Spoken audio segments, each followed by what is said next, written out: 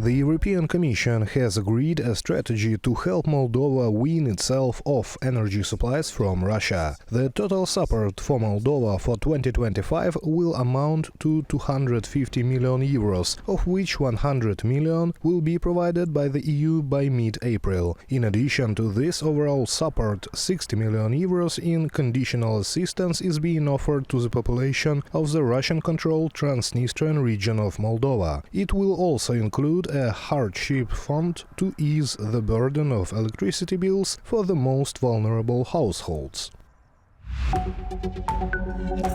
The 10% tariff on all Chinese products shipped to the United States came into effect as a result of an executive order issued by President Donald Trump. China has announced a series of retaliatory measures, including a 15% tax on imports of coal and liquefied natural gas from the United States. Crude oil, agricultural machinery, pickup trucks, and cars with large engines will be subject to a 10% tariff.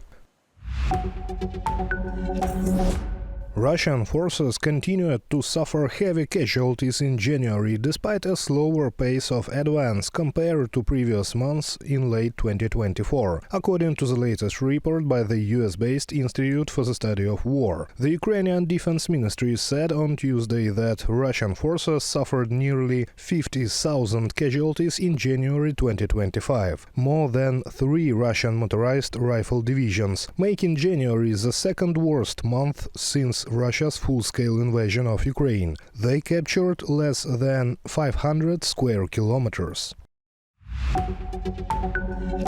Russia's energy sector is losing its last remaining markets as India and China look for new oil suppliers. According to Reuters, citing trader data, this shift is driven by US sanctions imposed on January 10th. These sanctions targeted 2 of Russia's 4 largest oil companies, Gazpromneft and Surgutneftegas, as well as over 180 tankers that violated sanction regulations. As a result, oil prices have fluctuated sharply. Washington has demanded that India offload Russian oil tankers already at sea by February 27th and complete payments by March 12th. Meanwhile, in China, Russian oil shipments are facing delays in unloading, despite a temporary exemption from sanctions. These sanctions certainly target both Russian oil and LNG, and we expect our actions to cost Russia upwards to billions of dollars per month. There will be some significant disruption to Russian flows, at least initially. We think that could be up to 1 million barrels a day of Russian crude exports that are disrupted, at least at first. I think that will feed through into higher refining margins and then into higher end product prices for consumers.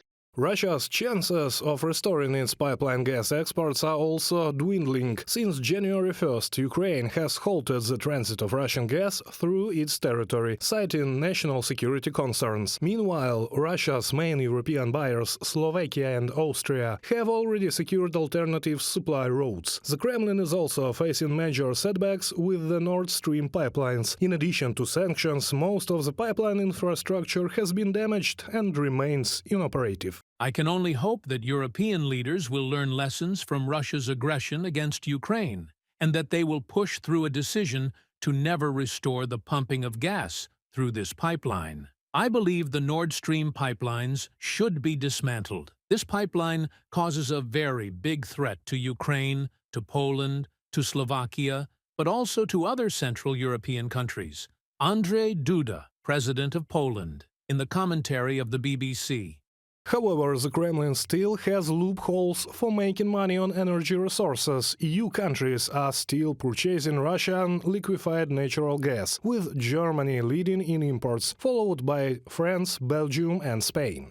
In 2024, Russia exported 33.6 million tons of liquefied natural gas, 4% more than in 2023. The previous record was set in 2022. When Russia exported 32.9 million tons of LNG. Additionally, in December last year, Russia set a new record for monthly LNG shipments, delivering 3.25 million tons to international markets, writes Radio Free Europe.